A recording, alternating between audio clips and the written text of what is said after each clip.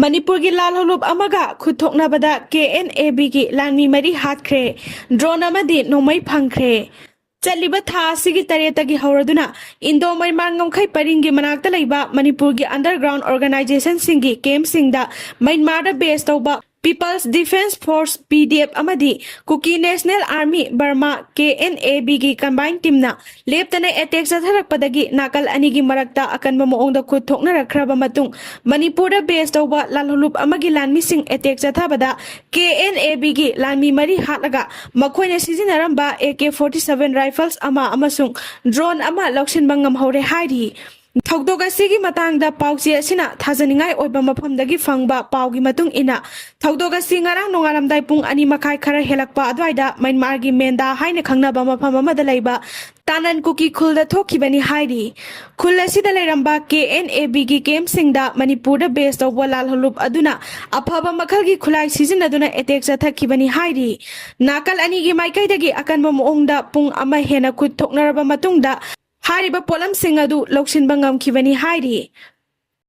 Tongan ba mafam singdagi KCP gi kedar ahum amadi PLA gi kedar taruk phagat kre.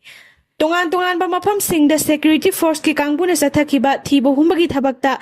KCP taibangan bagi lanmi ahum amasung RPF PLA gi lanmi taruk khulaiga konana phagat pangamle hairi. Thokdok singai sigi matangda police tagi fangba pawgi matung ina Ngarang akaknaba paw ama phangbadagi Thawal District Police Commando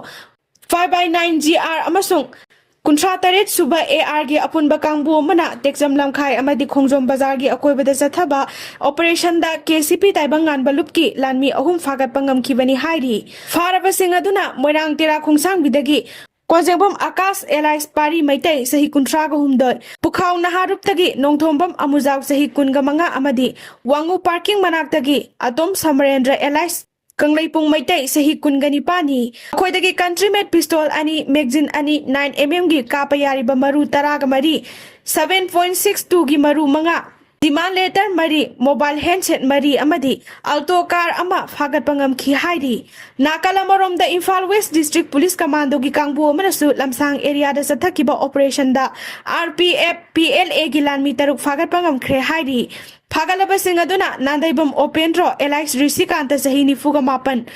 Yumkhaibam Rakesh Alex Pari sahi kuntraga nithoi Ningombam local Alex Nanau sahi kunga mari Wangkhem Ratan sahi nifuga taret Haisnam Deban sahi nifuga mathoi amasung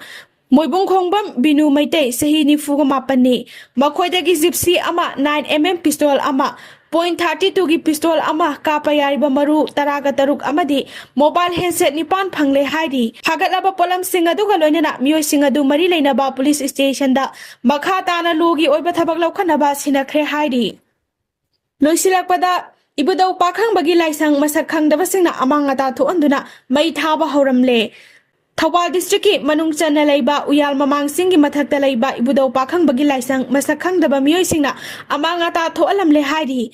Thokdok asi ngarang ahing masak khangdaba singaduna mi leitabagi khudong chaba lauraga laisang asi amangata thoalam khibani masak khangdaba singaduna laisang asi gi thong phakairaba matung manungda leiba laigi potchai sing mapanda thangdoklaba matung mai tharambani hairi Thokdok asi haujuk fawbagi oina kanana karigidamak tawrambano haiba chapchana khangba ngamdri hairi